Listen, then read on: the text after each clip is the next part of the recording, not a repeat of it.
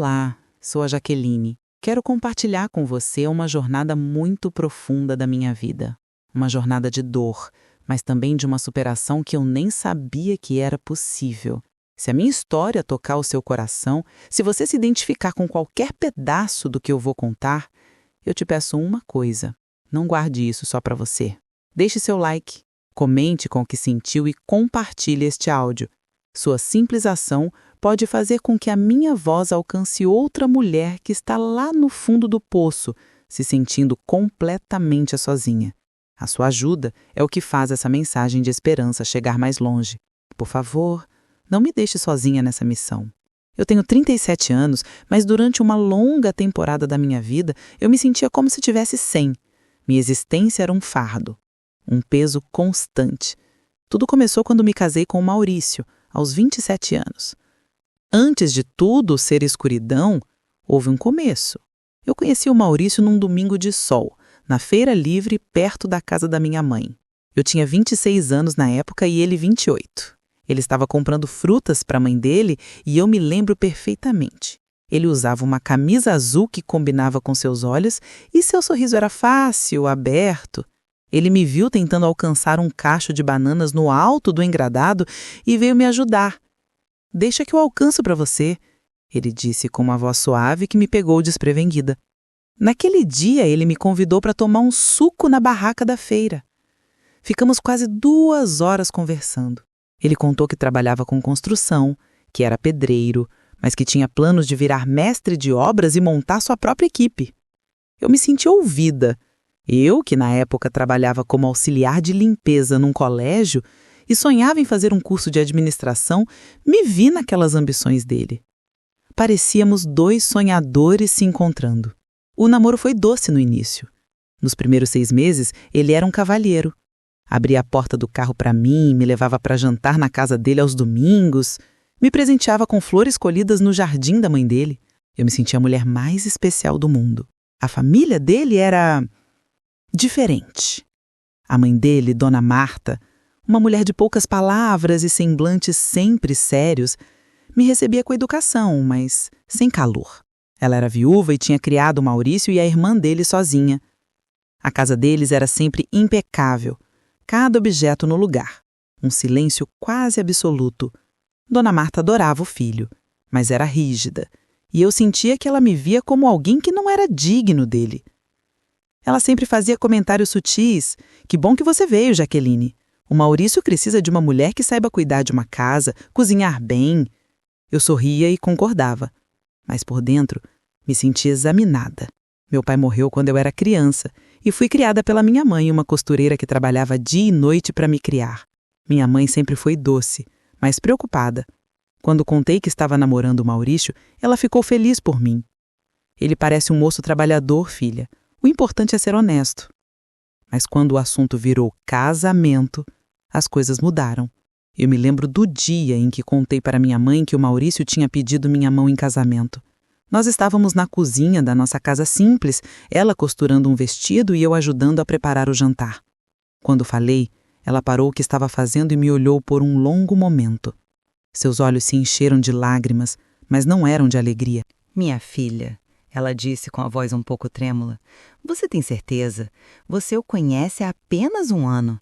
E a família dele, eu não gosto do jeito que a Dona Marta te olha, como se você fosse menos." Eu me senti um pouco irritada. "Mãe, ela é só reservada. E o Maurício me ama. Ele tem planos para nós."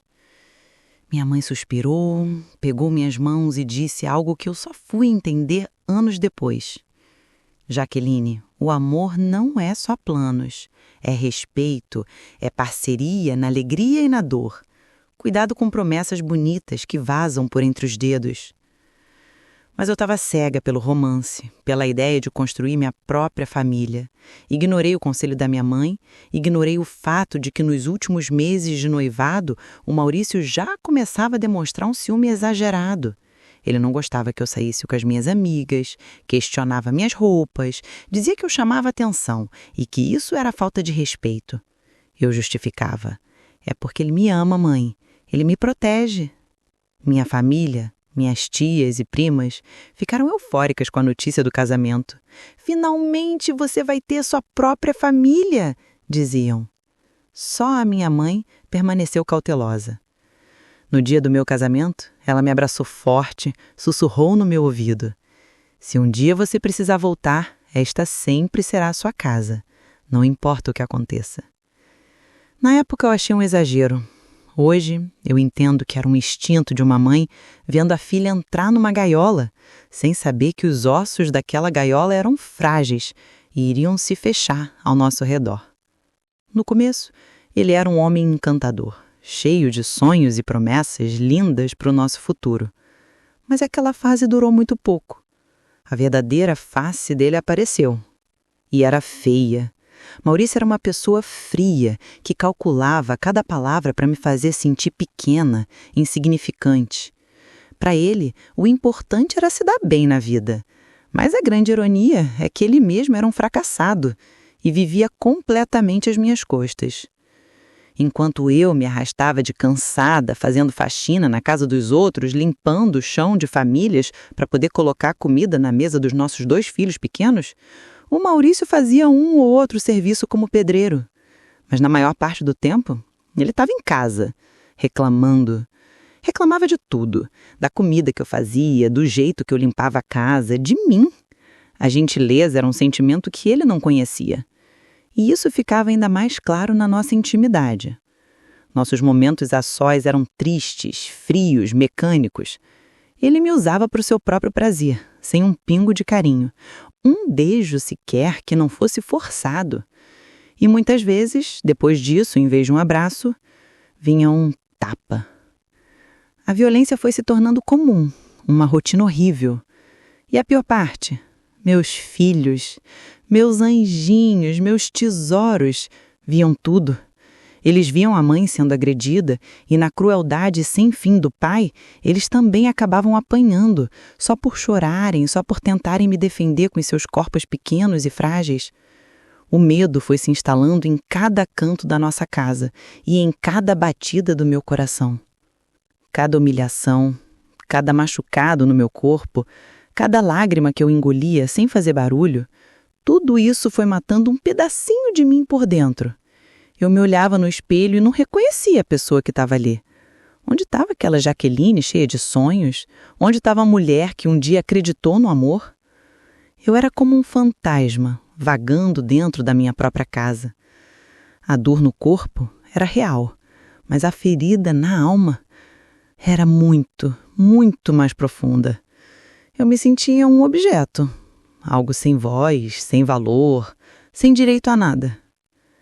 Até que um dia, depois de uma noite especialmente brutal, com o corpo todo dolorido e a alma completamente em pedaços, eu olhei para os rostinhos assustados dos meus filhos e, naquele instante, eu tomei a decisão mais difícil e mais importante da minha vida. Eu ia embora. Não era por mim, naquele momento ainda não era. Era por eles. Era por nós.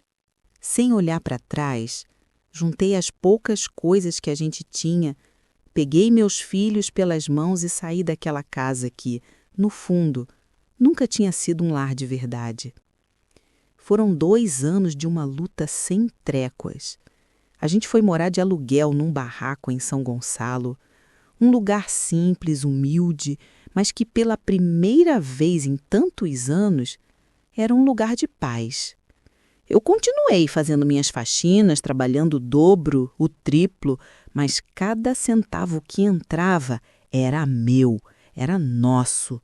Cada moeda que eu suado para ganhar era como um tijolinho que a gente ia colocando para construir uma vida nova, longe do medo e da humilhação. E foi nesse recomeço, no meio da poeira e de uma esperança que teimava em brotar, que eu conheci o Mateus. Se você está passando por algo parecido agora, se sente presa, sem saída, sem forças, eu quero que você pare um instante. Feche os olhos e respire fundo. Só ouça a minha voz. A mudança é mesmo assustadora, eu sei muito bem, mas ficar parada dentro da dor é se destruir aos poucos. Acredite em mim. Você tem uma força dentro de você que é maior do que você imagina. Você pode sim virar essa página. Continue me ouvindo, porque a minha história ainda tem uma parte linda, uma surpresa que a vida me reservou. E se você conhece alguém que precisa ouvir isso hoje, alguém que está se afogando num relacionamento que só faz mal, compartilhe esse áudio. Um clique simples seu pode ser um ato de amor que salva uma vida. Me ajude a ajudar outras mulheres. Se tem uma coisa que a vida me ensinou, é que depois do inverno mais rigoroso, a primavera sempre chega. E o Mateus foi a minha primavera pessoal. Eu o conheci num daqueles dias comuns que acabam se tornando extraordinários. Eu estava no mercado, com as mãos cheias de sacolas, tentando equilibrar tudo enquanto segurava a mão da minha filha mais nova. Uma das sacolas rasgou e as latas de milho e o feijão rolaram pelo chão. Naquele momento eu me senti tão frágil, tão cansada de carregar o mundo sozinha. Foi quando um homem de olhos calmos e sorriso tranquilo se abaixou para me ajudar. "Deixa que eu pego para você", ele disse, com uma voz que tinha a suavidade do algodão. Era o Mateus. Enquanto ele recolhia meus mantimentos, notou que minha filha estava com o uniforme da escola rasgado no joelho. E sabe o que ele fez? No outro dia, apareceu na portinha do meu barraco com um uniforme novo e um kit de material escolar para as crianças. Nos meses seguintes, o Mateus foi se tornando presente. Começou a me ajudar com as crianças nas tarefas da escola, consertou a janela quebrada da nossa casinha e sempre chegava com um sorriso e "Precisa de alguma coisa?" Mas o mais lindo era ver como ele tratava meus filhos. Ele não tentou ser o pai deles. Ele se tornou um amigo, um porto seguro. O Lucas, meu filho mais velho, que era tão fechado desde a época do Maurício, começou a sorrir de novo quando o Mateus o levava para jogar bola no campinho. Minha Sofia, que tinha medo de vozes altas, voltou a cantar quando ele a ensinou a tocar violão. Ele respeitava o espaço deles, ouvia suas histórias e sempre dizia: "Sua mãe é a mulher mais forte que eu conheço, e vocês são a razão dela ser tão guerreira." O Mateus, ele não era apenas o oposto do Maurício. Ele era a cura.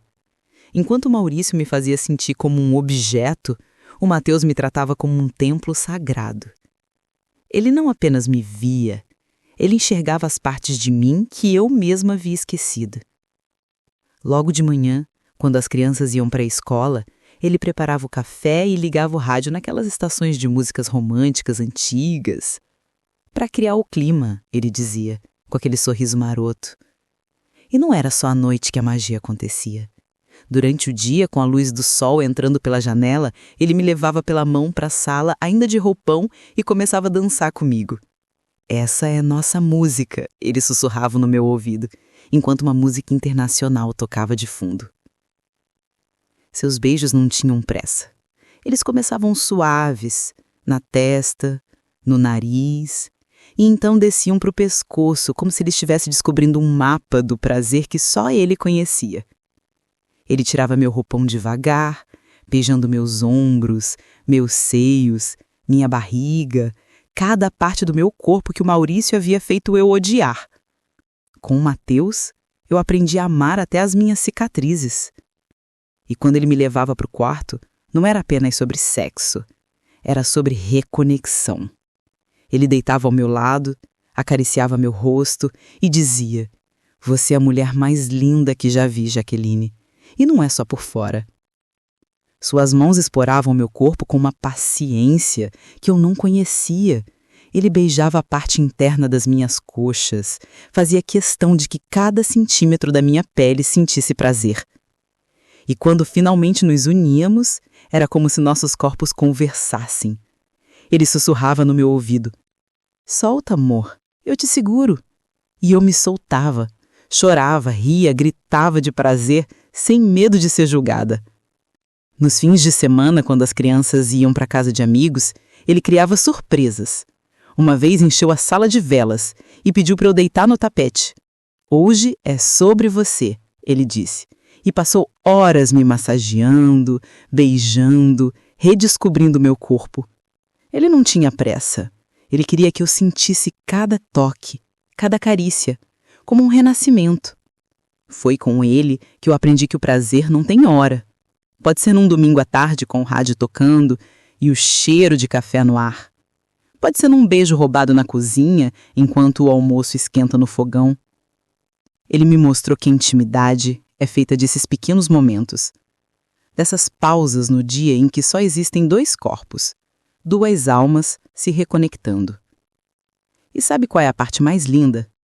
Ele não apenas me fez sentir desejada, ele me fez sentir amada.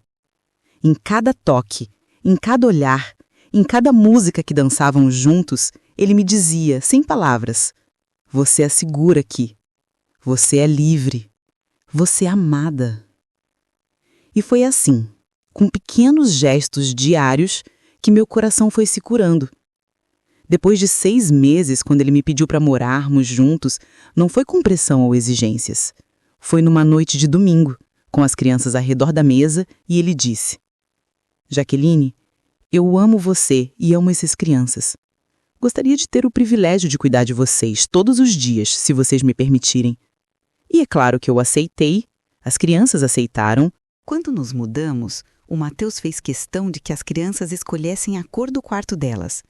Ele montou as camas com eles, encheu a casa de plantas porque sabia que eu amava, e na primeira noite na nossa casa nova, ele fez um jantar especial e disse para as crianças: aqui vocês sempre terão voz.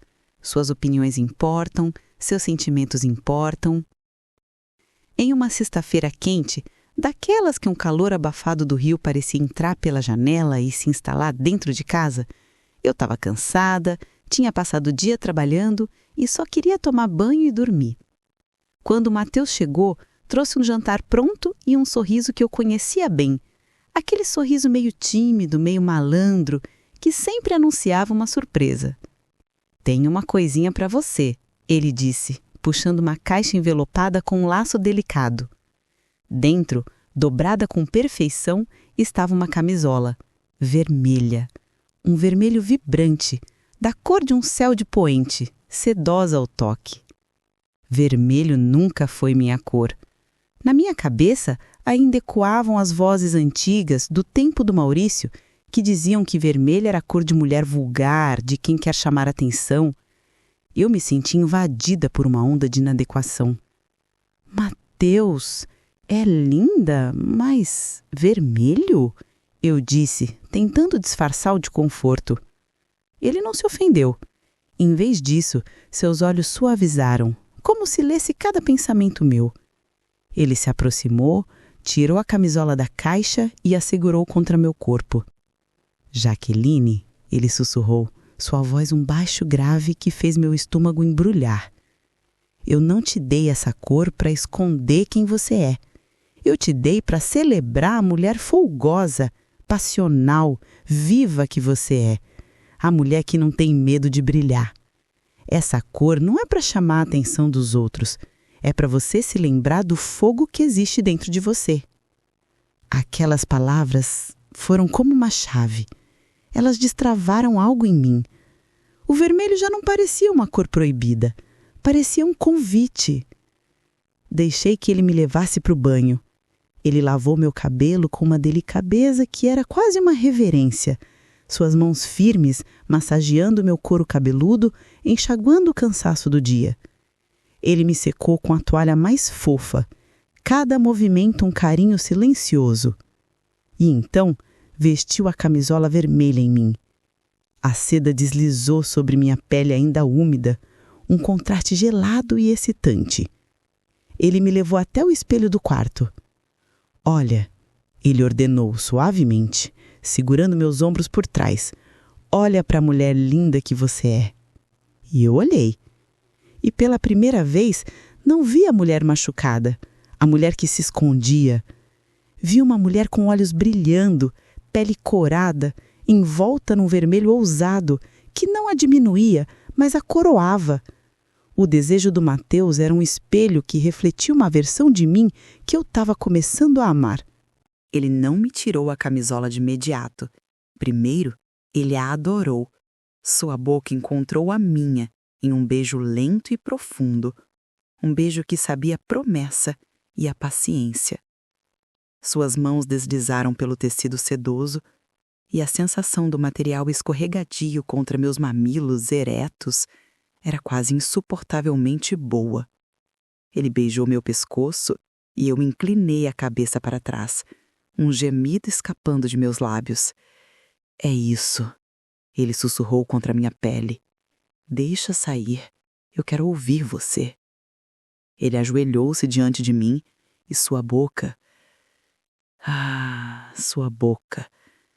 encontrou meus seios através da seda vermelha. A umidade do tecido, o calor de sua língua, a pressão de seus dentes suaves. Era uma dupla sensação de barreira e prazer que me levou à loucura. Meus dedos se enterraram em seus cabelos, segurando-o lá enquanto meu corpo arqueava contra sua boca.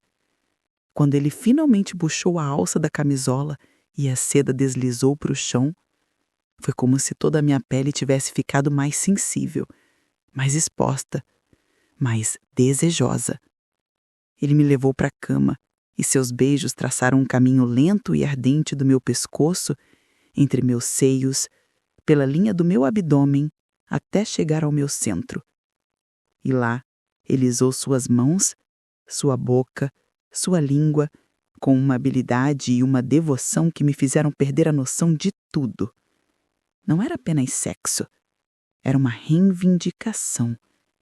Cada toque seu era uma palavra em um novo idioma que estávamos escrevendo juntos, o idioma do prazer consensual, do desejo compartilhado, do respeito que incendiava os sentidos. Quando ele finalmente entrou em mim, foi um preenchimento que foi além do físico. Foi como se todas as minhas partes quebradas de mim estivessem se encaixando. Nossos corpos se moviam em um ritmo ancestral, suado, ofegante. O som dos nossos gemidos, da pele contra pele, da cama rangendo suavemente, era a única música que importava.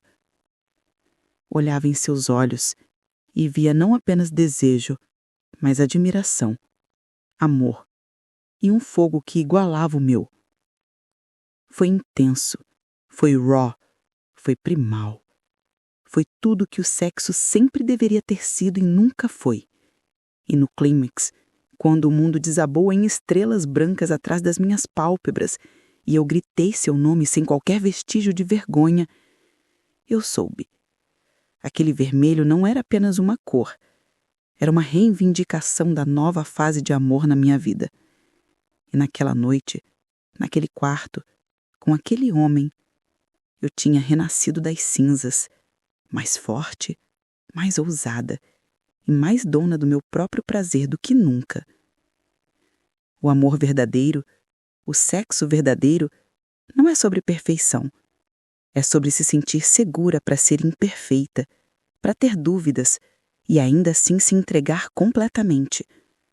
É sobre ser vista não apenas pelo que você é, mas pelo que você pode se tornar quando é amada sem condições. Que é por isso que eu estou aqui hoje, para dizer para você, não desista do amor verdadeiro, não se acomode na dor. Você merece ser feliz, seus filhos merecem ver a mãe sorrindo de verdade.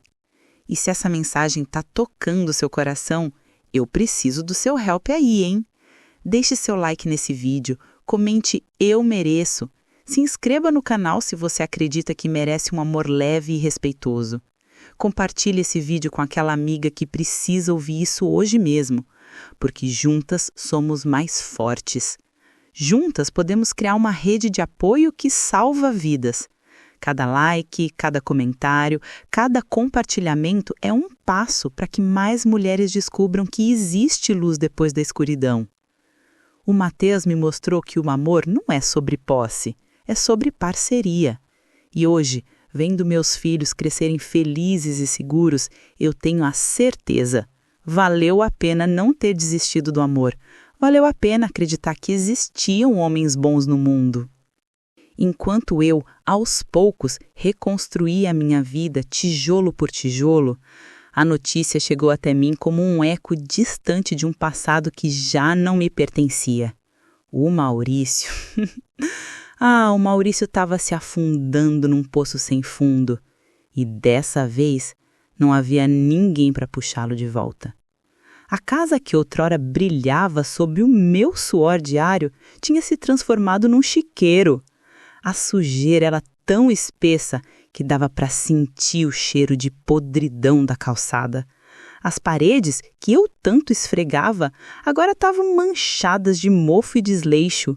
Sem mim para limpar, cozinhar, lavar e, o mais importante, sem o meu dinheiro sustentando seus vícios e falsas aparências, a farsa desmoronou por completo. Ele foi perdendo um a um seus biscates como pedreiro. Ninguém aguentava seu jeito arrogante, seu trabalho mal feito, sua falta de compromisso. A bebida, que antes era um vício escondido, tornou-se sua única companhia. Garrafas vazias de cachaça viraram um cenário constante daquela casa que outrora cheirava a limão e esperança. As dívidas se acumularam como abutres. O dono do bar da esquina, o mercado, o agiota, todos batendo na sua porta, todos cobrando o que ele devia. A imagem de homem durão que ele tanto cultivava ruiu, mostrando que sempre esteve lá, um menino assustado, cheio de raiva e frustração. E então veio a humilhação final. Perdeu a casa, foi despejado, com a roupa do corpo e pouco mais. E para onde foi um homem de 40 anos, falido e queimado? Voltou para o único porto que ainda o aceitava. A casa da mãe, a dona Marta. Aquela mesma mulher rígida e crítica que outrora me olhava com desdém, agora via seu próprio filho definhar no sofá da sua sala. E ele, em vez de gratidão, despejava sobre ela todo o veneno que sempre carregou dentro de si. As ligações para mim continuaram. Às vezes, ele choramingava com voz de criança derrotada. Jaqueline, volta! Eu mudei, eu juro! Estou na casa da minha mãe, tudo está uma merda. Noutras, a raiva e o álcool falavam mais alto, e a voz dele se tornava um rosnado, grosseiro. Você vai ver, sua ingrata! Você vai se arrepender de ter me deixado! Mas eu já não era a mesma. Cada lágrima que eu havia chorado tinha virado concreto na fundação da mulher que eu me tornei. A Jaqueline que ele aterrorizava, que ele achava que possuía, estava morta e enterrada. No seu lugar, uma fênix havia renascido, forte, intacta e imune aos seus ataques. A ironia mais cruel não era o seu sofrimento. Era ver que ele agora dirigia sua amargura para a única pessoa que ainda estava ao seu lado. Dona Marta soube por fontes próximas, agora era o novo alvo. Ele reclamava da comida dela, xingava por não ter uma aposentadoria melhor, batia portas, e sussurros diziam que, em brigas feias, ele já havia a empurrado contra a parede. Ele estava colhendo, com juros e correção, cada semente de ódio que plantou. A colheita não era apenas amarga e solitária. Era um espelho que devolvia a sua própria imagem deformada. Um homem vazio, morando no quarto de infância, maltratando a mãe idosa e assistindo impotente enquanto a mulher que ele tanto desprezou construía uma vida de paz e amor. E a justiça, meus amores, às vezes não vem com pompas e trombetas. Às vezes, ela vem silenciosa no canto escuro de um quarto emprestado, no olhar de desprezo de uma mãe que finalmente vê um monstro que criou. E se você está hoje colhendo tempestades que alguém plantou na sua vida, lembre-se, a vida tem um jeito infalível de equilibrar as contas. Sua hora de brilhar vai chegar. Acredite. Se essa virada de jogo tocou o seu coração, deixe seu like, comente "A Justiça Venceu" e compartilhe este vídeo para lembrar a todos que nenhum sofrimento é para sempre. E então, numa tarde comum, quente e abafada, A vida resolveu me surpreender de um jeito que eu jamais poderia ter sonhado. Alguém bateu na minha porta. Era um oficial de justiça. Meu coração gelou na hora. Por um instante, todo o medo do passado voltou. A sombra do Maurício pairou sobre mim. Mas não tinha nada a ver com ele. Era sobre o meu avô.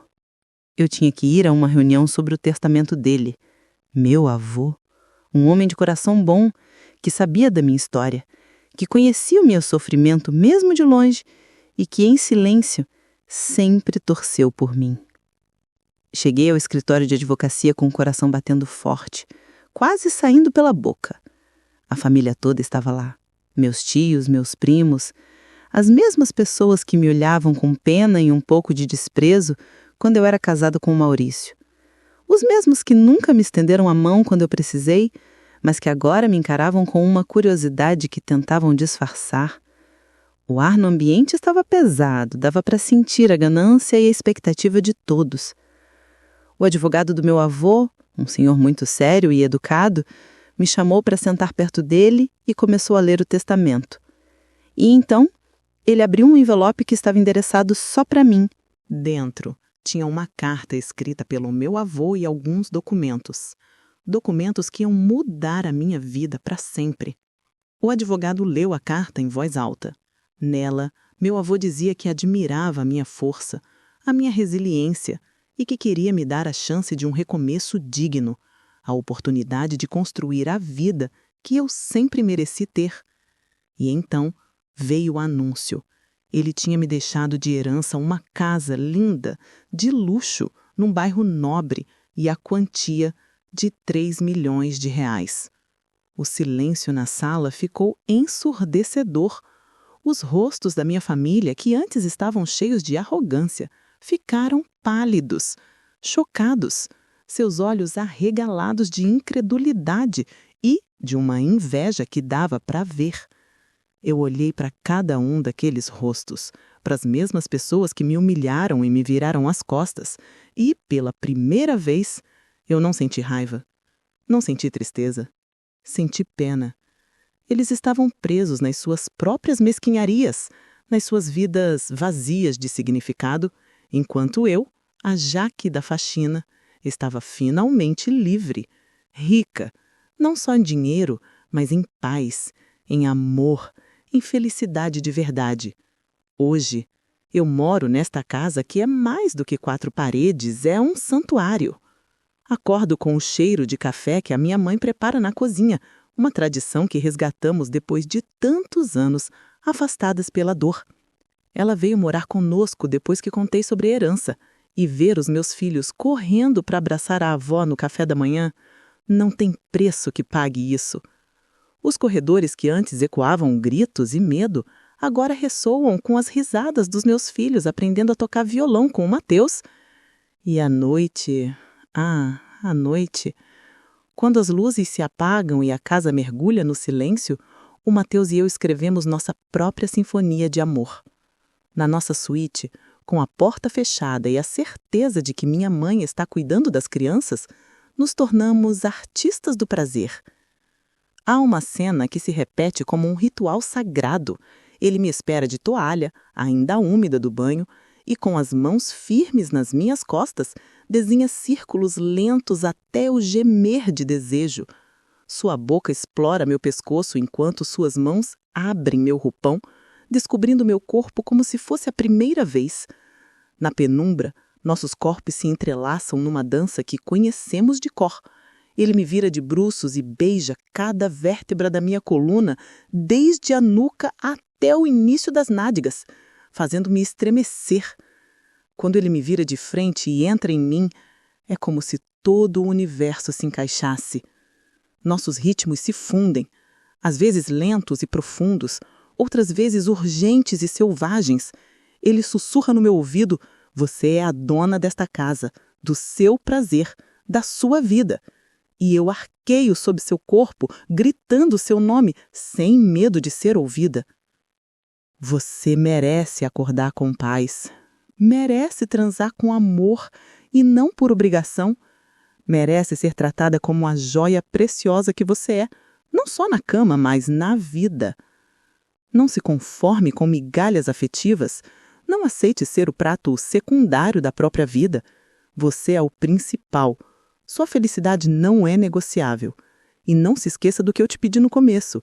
Se a minha história tocou o seu coração, se ela acendeu uma chama de esperança aí dentro de você, me deixe saber. Deixe seu like, comente com uma palavra, compartilhe este áudio. Vamos fazer com que essa mensagem chegue a todas as mulheres que precisam ouvi-la hoje. Vamos mostrar para o mundo a força incrível que a gente tem quando estamos unidas. Eu sou a prova viva de que a vida pode sim dar uma volta espetacular, pode mudar completamente. Acredite em você, acredite na sua herança, que não é feita de dinheiro ou de bens materiais, mas de força, de coragem e de uma resiliência que ninguém pode te tirar. A sua hora de ser feliz vai chegar.